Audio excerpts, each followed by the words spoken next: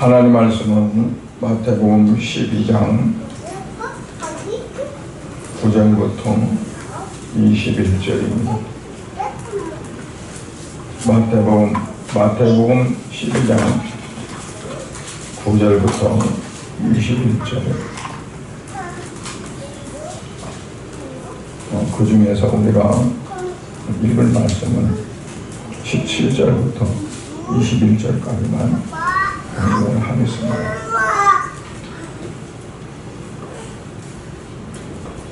마태복음 12장 17절부터 21절을 읽겠습니다.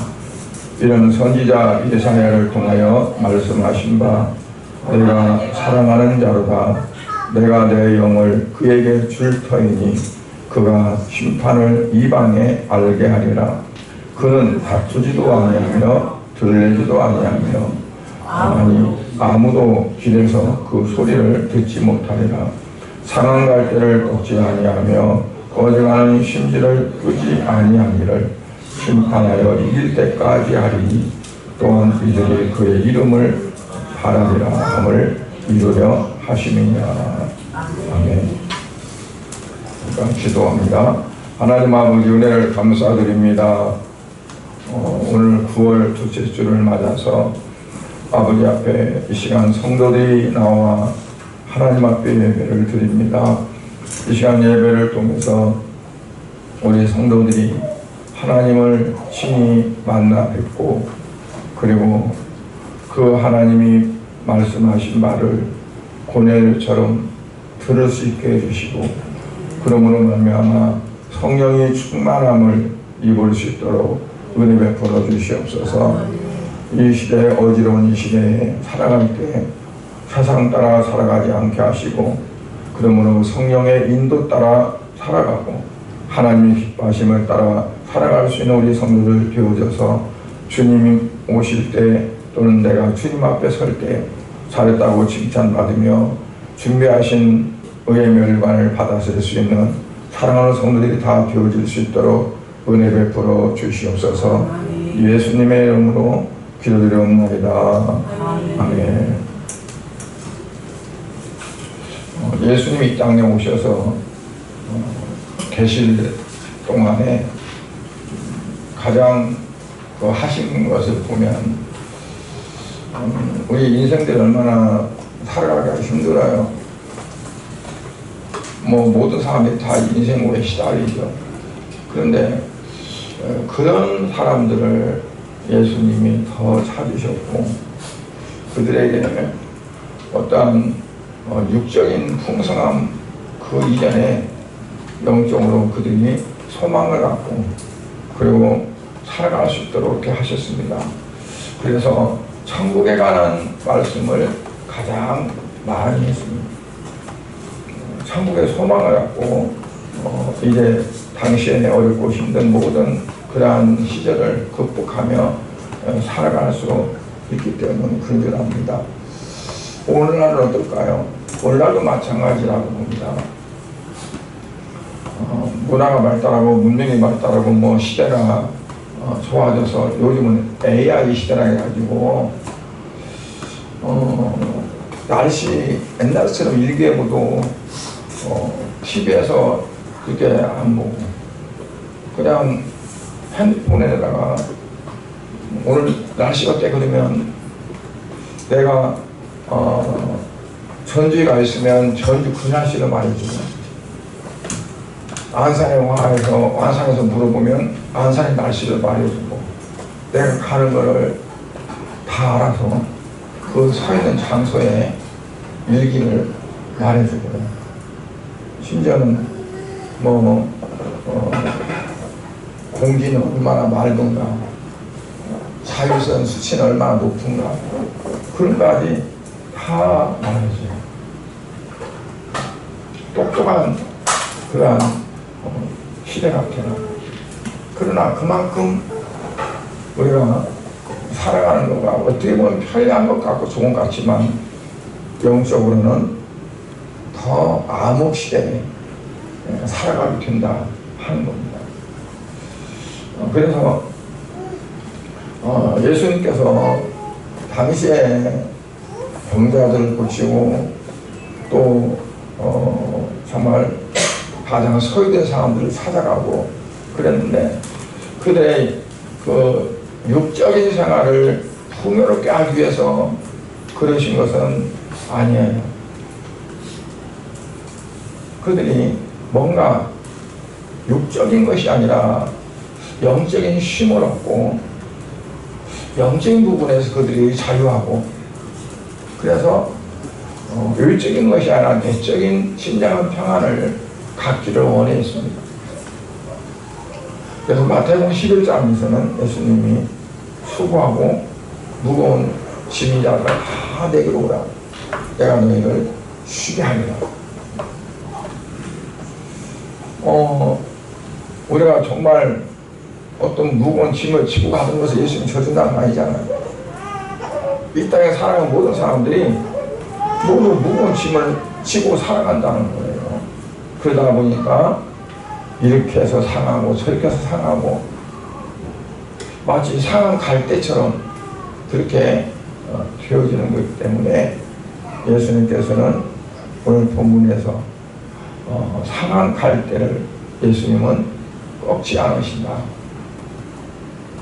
그리고 그 상한 갈대로 하여금 하나님께서는 어떻게 하면 영광을 받으실까 하는 그러한 목적하에 사용되어진다는 것을 우리에게 말씀해 줍니다. 그래서 오늘 말씀드리려고 하는 것은 상한 갈대를 꺾지 아니하시는 겁니다. 사람들은 어떠냐면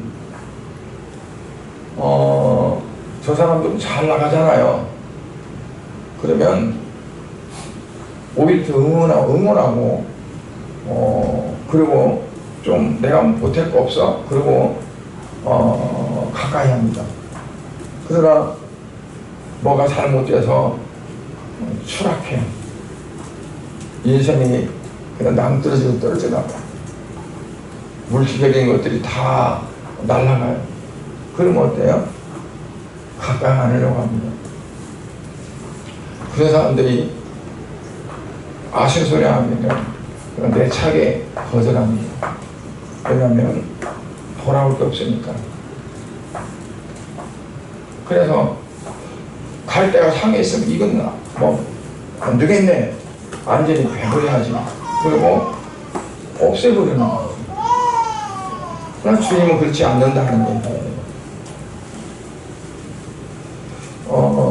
우리가 세상에서 이제 보면서 살아가는 그런 어떤 그러한 것과 전혀 다르다는 것을 이제 말씀해 주고자 해서 주님께서 비유로 말씀을 하셨습니다. 그래서 첫 번째는 주님은 상할 때를 결코 버리지 않으신다. 이제 그 사자성어에 이런 말이 있습니다. 감탄, 고통. 그게 무슨 뜻인지 아시죠?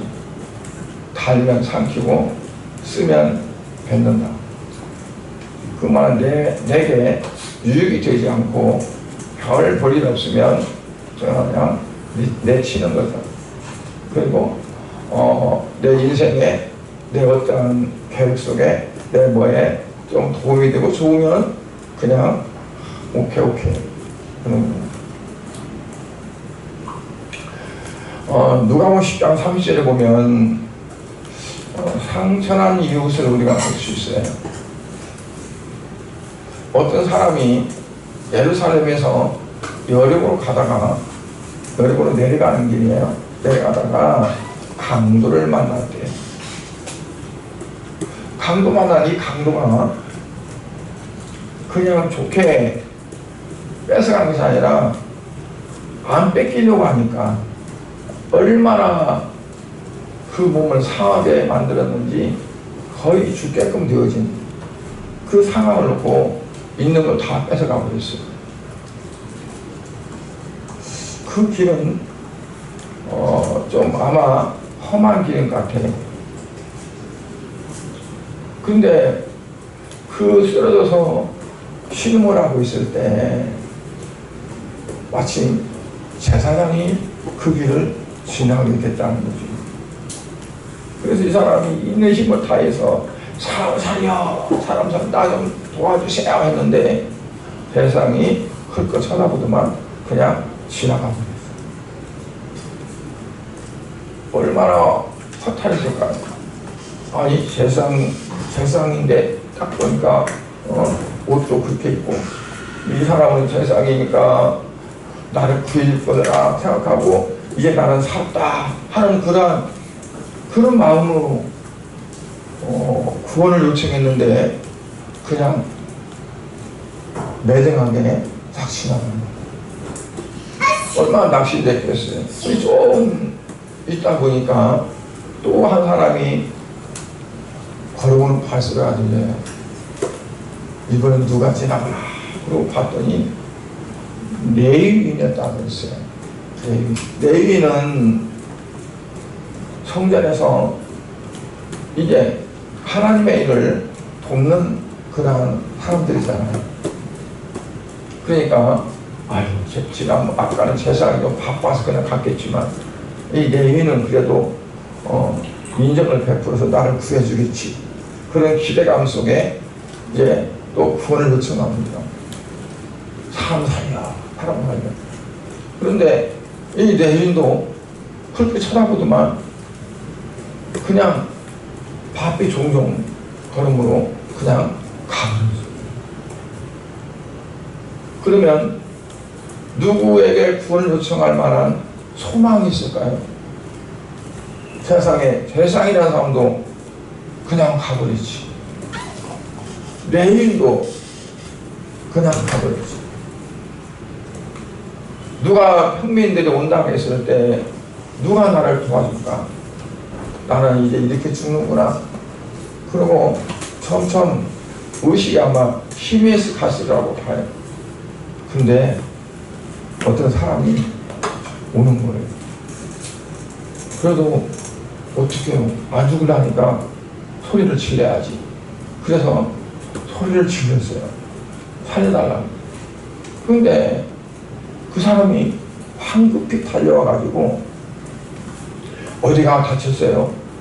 온몸을 살피더만 약을 발라주기도 하고 자기가 입는 어떤 걸로 감아서 싸매주기도 하고 그러고는 그 사람을 업고 거기서 내려가다가 주막이 있으니까 주막에는 수막하는 게 주막이 아니거든요.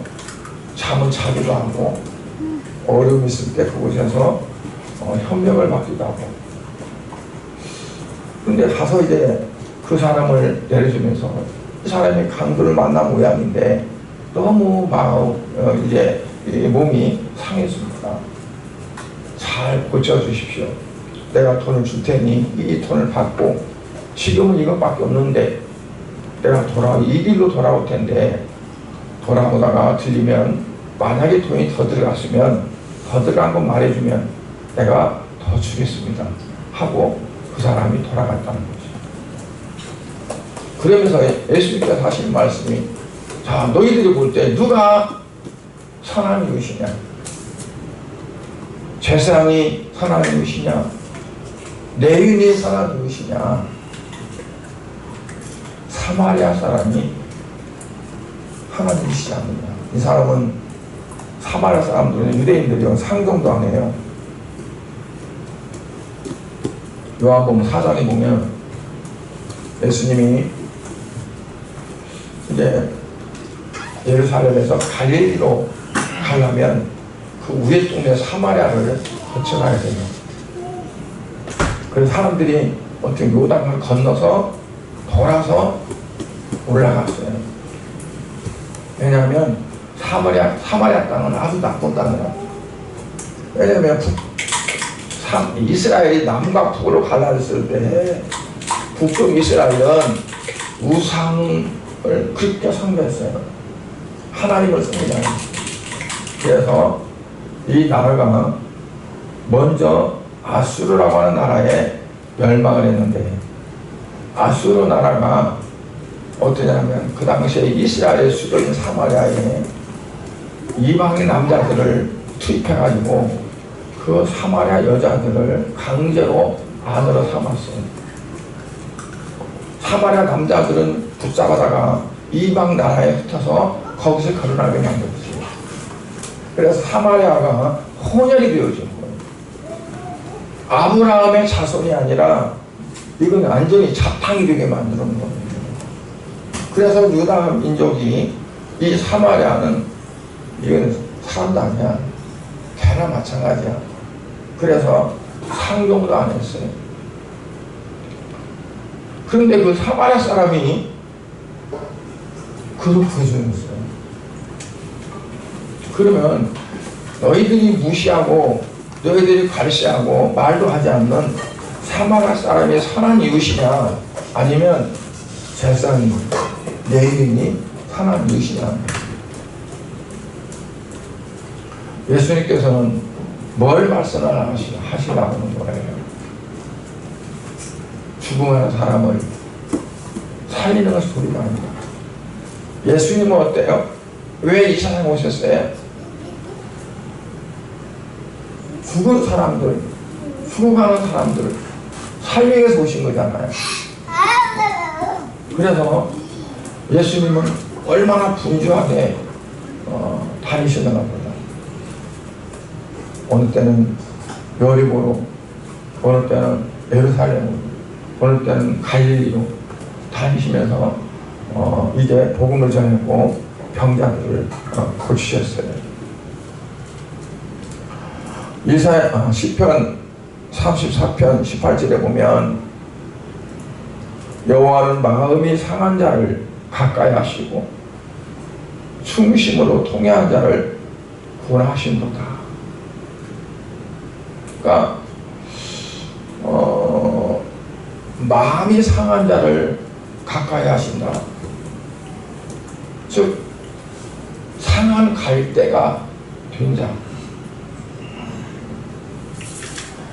어쩌다가 바람이 불어서 상하기도 하고 사람들이 함부로 해치고 지나가다가 그냥 아무런 저항 없이 꺾어져 버리고 자기 의지와는 상관없이 상해버린 그러한 갈대 같은 인생들을 하나님은 사랑하시고 예수님은 사랑하신다 하는 것을 말씀해 줍니다. 그래서 마음이 상한 자를 불러서 고쳐주시고 죄로 상한 심령을 꺾지 않고 오히려 싸매고 회복해 주셔서 구원해 주시는 분, 그분이 바로 우리 주님이시라는 것을 말씀합니다. 요한복음 8장에 보면 또 상한 갈대 같은 인생이 있어요. 가늠하다 현장에서 붙잡힌 여인. 유대인들이 마치 죽은 개를 끌듯이 슬슬 끌고 왔습니다. 끌고 와서 예수님 앞에 팽개칩니다. 그리고 하는 소리가 예수님, 율법에는 가늠하다 현장에서 붙잡힌 자는 돌로 쳐 죽이라 했는데 당신은 어떻습니까? 이 사람을, 이 여자를 어떻게 하면 좋겠습니까? 돌로 쳐서 죽일까요? 아니면 이 여자를 그냥 살려줄까요? 하면서 묻습니다. 여러분들은 뭐라고 하겠어요? 그래도 그렇지, 어디에 돌로 쳐 죽여 살려줘야지. 그러시네요? 아니면 그래 맞아 돌로 쳐 죽여 그러시네요? 이들은 지금 예수님을 시험하는 겁니다. 이 예수가 율법을 무시하고 율법에 맞서느냐 안 그러냐. 분명히 이 예수는 불쌍하고 가엾은 자들을 동정하고 그들 위한다 했으니까 어떻게 하는가 보자. 만약에 율법에 맞서서 대항한다면 이거는 어떻게 해요? 사내들이 공유해서 이 사람을 죄인으로 할 수 있거든요. 그래서 당신이 이번에는 빼도 박도 못할 것이다 하는 겁니다. 그러니까 예수님은 어떻게 할까요? 그냥 쭈그려 앉아서 땅바닥에다가 무슨 글씨를 쓰는가 좀 한참 쓰다가 예수님이 하신 말씀이 뭐라고 하냐면, 너희 중에 죄가 없는 자가 있으면 먼저 돌로 치라. 치지 말라는 거 아니에요. 돌로 치라. 그러나 너희 중에 죄가 없는 자가 있다면 먼저 돌로 치라 그랬어요. 그러니까 이 사람들이 돌을 쥐고 있는데 생각해 보는 거예요. 아니 뭐 죄가 없는 자? 그럼 나는 죄가 없나? 다 자기를 살펴보니까 어떠냐면 죄가 없는 자가 있을까요? 그러니까 아무 말도 못하고 돌을 쥐고 있다가 힘없이 땅에 떨어뜨리고 한 사람 한 사람씩 다 돌아갔어요. 그리고 예수님 막 그 여인밖에 안 남았어요. 예수님이 여인에게 묻습니다. 너는 돌로 치라진 자가 어디 있느냐? 예수님 몰라서 그런 것이 아니라 묻는 거죠. 주여, 돌로 치는 자들이 다 갔나이다. 그때 예수님 뭐라 그랬어요? 나도 너를 정죄하지 않겠다. 다시는 그러나 죄를 범하지 말라 라고 말씀합니다. 사람들 앞에서 내가 어떨까요? 아주 상했네, 맛이 갔네, 버려, 없애버려. 유대인들은 군중심리에 더 그게 예민한 것 같아요. 그래서 와 하면 그냥 막, 여러분 군중심리가요 무섭습니다. 옛날에 데모하다 보면 뒤에 따라가서 데모한 사람은 당신 뭐 때문에 되면 글쎄 나도 모르는데 그냥 하는 거다. 뭐 때문에 데모하는지 모르면서 군중 심리에 휩쓸리면 그냥 뭔가 해야겠다는 생각이 드는 거니까.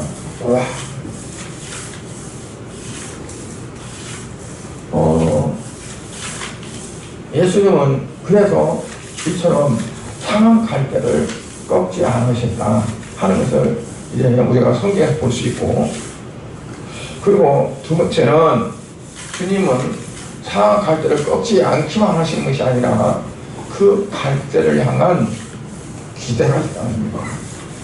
기대가 옵니다. 다시는 죄를 짓지 말라 했으면 그 뭘까요? 나는 너에게 분명히 네가 기대할, 너한테 기대한다. 그러니 다시는 죄를 짓지 말라.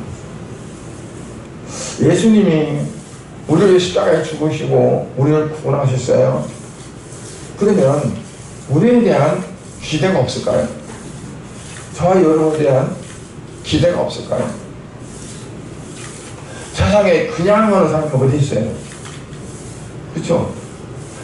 어린 아이들도 뭐 하면 그냥 안 하는데 뭔가 줘야 그는. 예수님이 우리에게 하면 기대가 있다면 뭘 기대할까요? 어떤 걸 기대할까요? 각자 한번 생각해 봐야 돼요. 주님이 나에 대한 기대가 뭘까? 왜 주님이 나를 구원해 주셨을까? 그러면 나는 그 구원에 구원받고 나는 뭐 어떻게 할까?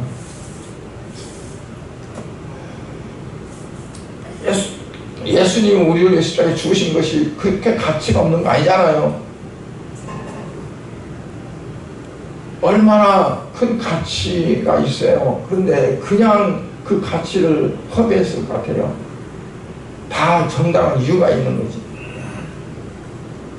그렇다면 우리는 내가 어떻게 해야 거기에 보답할 수 있을까 하는 가치가 있어요.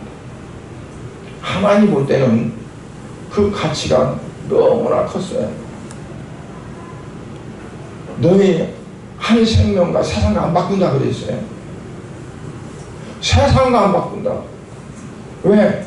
자기 아들 독생자를 십자가에 죽이고 나를 구원했으니까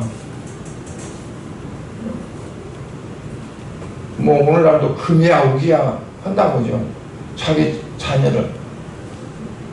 하나님 얼마나 그러겠어요. 그러면 이제 그 대가로 하나님 우리를 아들 딸로 삼으셨단 말이에요. 그러면 거기에 대한 기대가 없겠어요. 너는 내 아들로서 적어도 이렇게 해야 된다. 너는 내 딸로서 적어도 이 정도는 돼야 된다 하는 기대가 있을까요? 없을까요? 예수님은 그런 어떠한 기대의 그 부분을 뭐라고 말씀하냐면 마태복음에서 너희는 세상의 소금이라 그랬어요. 너희는 세상의 빛이라.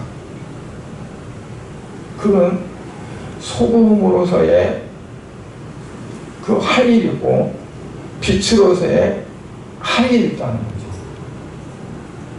그러면 그 일을 하지 않으면 어때요? 맛을 잃어버린 거야.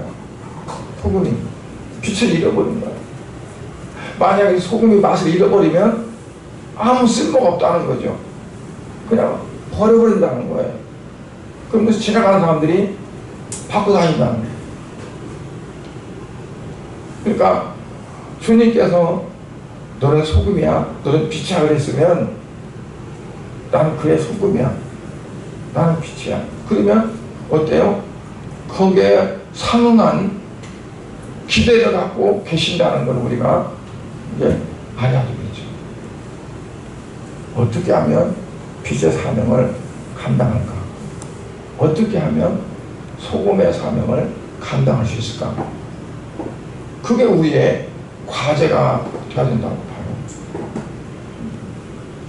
오늘 하루도 내가 어떤 부분에 소금의 사명이 되어질까? 오늘 하루가 어떤 부분에서 내가 빛의 사명이 감당이 되어질까? 지나고 나면 오늘 하루 내가 어떻게 소금의 사명을 감당하며 살아왔나? 내가 어떻게 하면 빛의 사명을 감당하며 살아왔나? 되돌아볼 수도 있어요.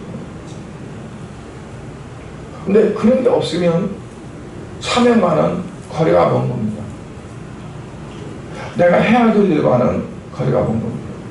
그냥 먹는 문제, 마시는 문제, 입는 문제, 이 땅에 육신에 속한 그 일만 그냥 죽으라고 하는 거지. 정말 주님이 나에 대한 기대감, 그것과는 너무 거리가 멀고 상관이 없는 인생입니다.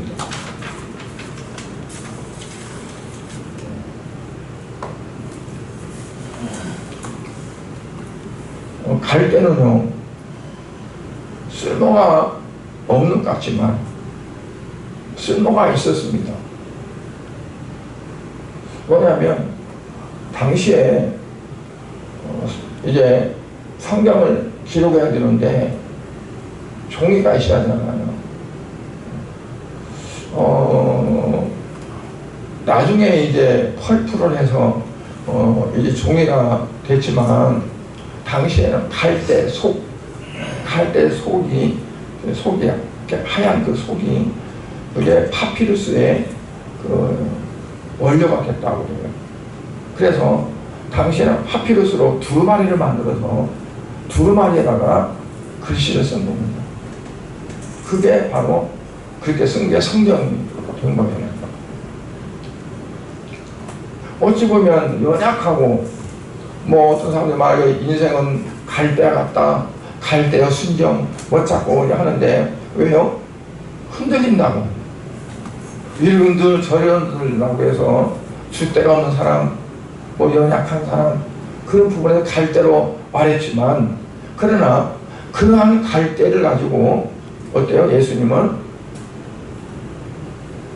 하나님 말씀을, 주님 말씀을 기록하도록 그렇게 되어진 거죠.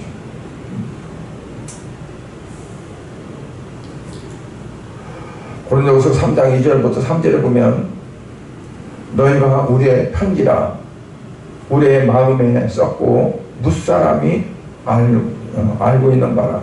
너희는 우리로 말미암아 나타난 그리스도의 편지니 이같이 먹으러 쓴 것이 아니요 오직 살아계신 하나님의 영으로 한 것이라. 어디에 썼다? 오직 육의 신비에 한 것이라 하는 것이에요. 그 성경구절 얻는데 띄줘야지 그건. 육의 신비에 한 거라. 그러니까 우리의 몸에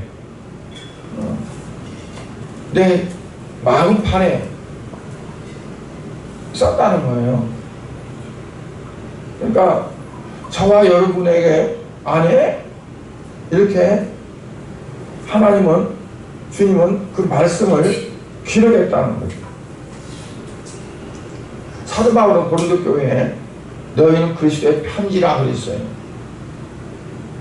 그리스도의 편지라. 그 말은 무슨 말일까요? 편지는 뭘 나타내는 건가요? 쓴 사람의 마음을 나타내는 거죠. 그 사람의 생각, 그 사람이 원하는 것, 그 사람이 뭘 하려고 하는가, 그거를 편지에 뭔가 나타나잖아요. 성경에 신약성경 바울 서신 같은 경우 보면 거기가 다 편지입니다. 편지 쓴 거, 그게 성경이 준 거잖아요. 그런데 고린도교를 향해서 너희는 그리스도의 편지라 그랬어요. 내가 쓴 이 편지가 아니라 너희가 편지란 얘기예요. 그 말은 뭐예요? 어떤 곳은 그리스도의 너희는 향기라고 그러고 편지라고 그러고. 그리스도의 향기라는 건 어때요? 내 안에 그리스도가 있어서 내 육의 냄새가 아니라 그리스도의 냄새가 난다는 얘기고, 내가 그리스도의 편지라는 얘기는 나를 바라보면 예수님이 어떤 마음을 갖고 계신가, 예수님이 무엇을 원하시는 건가, 그런 것들이 읽어져야 된다는 얘기잖아요. 그러니까 그 당시에는 파피루스다가 성경을 썼는데, 이것은 결국 뭘 말하냐면 사도 바울을 통해서 어떻게 그 말씀을 전하냐면 너희 자체가 바로 파피루스다. 너희 자체가 바로 편지지다. 그런데 그게 더럽혀지고 낡아지고 찢어지고 그랬으면 못 읽는 거죠. 뭐라고 썼는지를. 그런데 그게 선명하게 잘 기록되어 있고 오염이 안 되어 있고 그러면 읽을 수 있는 거라는 얘기예요. 저와 여러분도 그리스도의 편지라는 얘기예요. 그리스도의 편지. 다른 사람이 바라보면 주님의 마음을 알 수 있고 주님의 사랑이 어떤 건가를 알아야 되고 주님이 기대하는 것들이 무엇인가를 이제 나타내 줘야 되고 하는, 그러니까 말을 않고 그냥 있어도 그 자체가 이제 나타내는 게 되지 않는 거예요. 그래서 상한 것들을 통해서 주님의 어떠함을 말해주시는 거예요. 예수님은 병든 자들 고치셨어요. 오늘 읽은 말씀도 그 앞부분에 보면 안식일날 회당에 갔는데 한쪽 손이 막 이렇게 어긋나가지고 마르고 이상한 사람이 있어요. 근데 예수님이 회당에 가니까 바리새인들이 먼저 안식일에도 병을 고치시는 겁니까? 예수님 고친다고 너가 있는데. 그러니까 예수님 보란 듯이 그 사람에게 네 그 손을 내밀라. 그러니까 그 손을 내미니까 그냥 치료가 되버렸어요. 그러면 그 사람 어떨까요? 어딜 가든지 이 고쳐질 손이 뭐냐면 편지예요. 예수님이 이렇게 하시다는 건 그렇잖아요. 성전 미문하셨던 그 안진뱅이가 베드로와 요한이 예수님 이름을 선포해서 그들이 그 안진뱅이가 일어섰어요. 막 걸어다니면서 뛰어다녀. 그러면 그가 어때요? 아니 누가 이렇게 고쳤어 하고 그걸 보는 자들마다 어때요? 그걸 알려주는 거. 이 사람이 입을 막 열지 않아도 아는 거잖아요. 내가 변화되고 내가 달라지고 뭔가가 바꿔진 삶이 되어지면 내가 굳이 말 안 해도 나는 주님이 어떤 분이다, 예수님이 어떤 분이다 하는 것을 내 자체에서 다른 사람들이 읽을 수 있는 거잖아요. 그러니까 내가 변화되지 않고는 편지가 될 수 없다는 얘기예요. 내가 바꾸지지 않고는 편지가 될 수 없다. 전에는 이랬었는데 자 봐라 내가 예수님을 만나고 나서 이렇게 됐지 않느냐. 그게 되어지면 그냥 그 자체가 그 시대의 편지예요. 그는 그 사명, 그는 그게 사명으로 이제 되어지는 거예요. 그러니까 저와 여러분도 우리에게 그냥 나를 구원해주신 것이 아니라 기대감이 있어요. 뭘 통해서 어떻게 할 것인가. 그럼 우리는 한번 생각해 봐야 되잖아요. 나는 어떻게 주님의 편지로 내가 쓰임받을 수 있을까.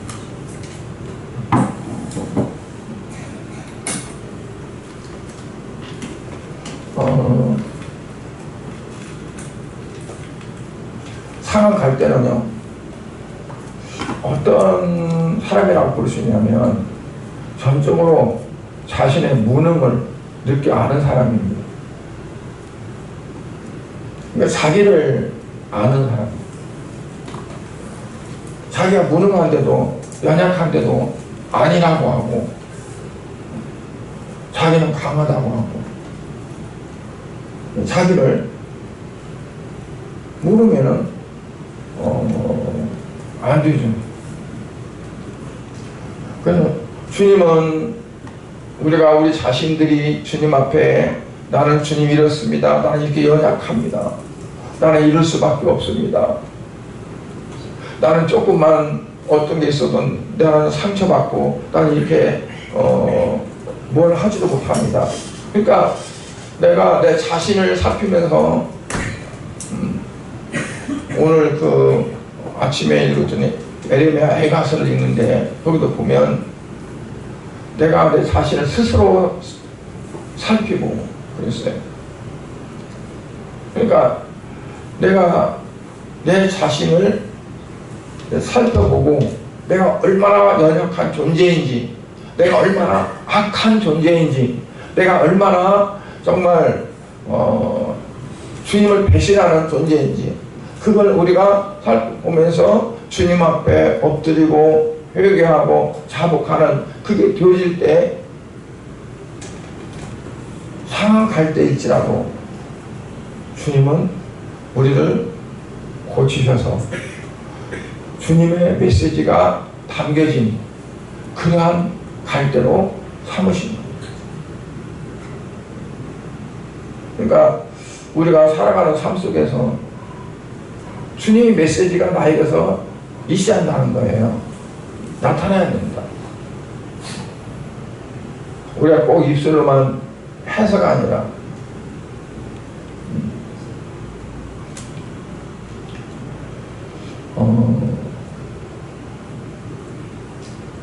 성경에 보면 또 이런 말씀이 있더라고요.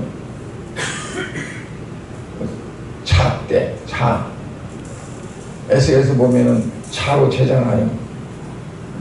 1천척을 재고 또 1천척 재고 성전도 다 재요. 얼마나 치수를. 잣대. 그 잣대가 결국은 말씀이 잣대인데 하나님은 이 말씀이 잣대인데 그 잣대가 누가 잣대 되기를 원하냐면 하나님의 국민하심을 입은 갈대가 잣대가 되기 원합니다. 갈대는 어떨 때는 홀로 쓰기도 했지만 자루도 쓰였습니다. 딱 잘라서 치수를 재는 자루. 세상을 향해서 내가 잣대가 되어야 됩니다. 뭐냐면 이러면 안 돼, 이 정도는 돼야 돼 하는 거가 자잖아요. 치수를 재는 거. 저울은 다니엘에서 보면 벨사살 왕이 잔치할 때 성전에서 뺏어온 그 금잔으로 술을 마시며 잔치할 때 손가락이 갑자기 나와가지고 글씨 쓰는데 매네 되게 우발하시니라 떴다고 그랬어요. 다니엘이 그걸 해독하고 그리고 해석하고 합니다. 왕을 저울에 아무리 달아봐도 저울이 모자랍니다. 금수가 무지됩니다. 그래서 이 나라를 없애버리고 다른 나라로 세운다고 합니다. 그거거든요. 잣대는 정확한 치수를 재서 모자라는 걸 모자란다고 하는 거예요. 그러니까 소금이 잣대가 되는 거고 빛이 잣대가 되는 겁니다. 어둠의 잣대가 빛이고 그리고 세상에 맛이 없는 그러한 세상에 소금이 잣대가 되는 거잖아요. 예수 믿는 성도들이 세상이 자가 되어야 됩니다. 그런데 반대로 세상이 자가 되어 있습니다. 교회를 측량합니다. 세상 사람들이. 교회가 이래서 되겠어? 이렇게 돼야지. 측량합니다. 주님은 교회가 세상을 측량하기를 원하는 거예요. 그리고 그들의 잘못된 것들을 지적하고 그들이 이렇게 되어야 되는 겁니다. 하나님 이스라엘 백성들을 가나안 땅에다 심은 것은 이스라엘 백성들이 그들이 잣대가 되어야 됐어요. 이방인들의 잣대. 그런데 그들이 이방인들을 따라가가지고 이방인들보다 더 한 수 더 떠서 더 열심히 죄를 짓고 그래서 이 잣대를 다 없애버렸어요.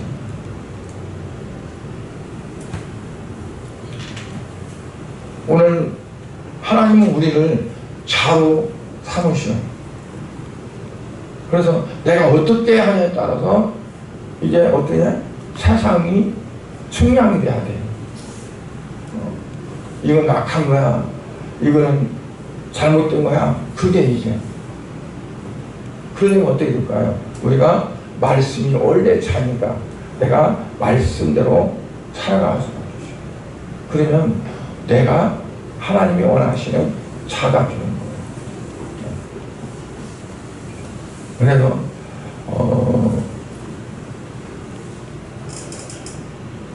이사 41장 10절을 한번 읽겠습니다. 두려워 말라. 내가 너와 함께하니라. 놀라지 말라. 나는 네 하나님이니라. 내가 너를 붙들리리라. 참으로 너를 도와주리라. 참으로 나의 의른 오른손으로 너를 붙들리라. 그냥 아홉수도 한번 하겠어요? 여기 있어요? 근데 이거 외워도 어렸을 때 외운 거는 지금도 아니에요. 영어 스펠링도 어렸을 때 외운 건 아니죠. 그래요. 지금 외우면 한 얼마큼 지나가면 잊어버려. 다시 외워야 돼. 다시 외워야 돼. 그러더라고요. 계속 반복해서 해야 돼. 그러니까 나의 의로운 오른손으로 너를 붙들리라. 붙드는데요. 왜 붙들을까요? 빠질까 싶어서 잘못될까 싶어서 붙든다고만 생각하지 마세요. 나를 잣대로 만드시는 거예요. 의로운 오른손이라고 했어요. 의로운 오른손. 그럼 내가 의로운 오른손에 붙들려서 그 의로운 것에 자가 되는 거예요. 그러니까 하나님이 나를 붙들면 나는 붙들려가지고 하나님이 말씀하시고 원하신 그것에 어떠한 척수가 돼야 되는 거예요. 근데 아무 생각 없으면 그게 안 돼요. 뭔가를 내가 깨닫고 하나님이 내게 뭘 원하시, 나를 지금 붙들고 있으면 나를 어떻게 쓰시려고 하는가, 나를 어떻게 하시는가를 내가 그거를 찾고 알려고 깨닫고 해야 하나님이 그 붙드는 것에 목적이 되어지는 거지. 그렇지 않으면 안 되는 거예요. 그래서 오늘 이제 이사야서 읽은 말씀 마지막 거기만 한번 하겠습니다. 참으로 나의 의로운 오른손으로 너를 붙들리라. 다시 한번 참으로 나의 의로운 오른손으로 너를 붙들리라. 아멘. 하나님 아버지를 감사합니다. 하나님께서는 우리를 의로운 오른손으로 붙들어 주신다고 했습니다. 갈대같이 연약한 우리를 하나님 붙들어 주십니다. 그래서 우리를 이제 의로운 차로 사용하시는 줄로 믿습니다. 아버지 말씀에 충만해져서 성령에 충만해져서 아버지요 하나님 앞에 쓰임받는 귀한 은혜를 허락하여 주시옵소서. 예수 그리스도의 이름으로 기도드리옵나이다. 아멘.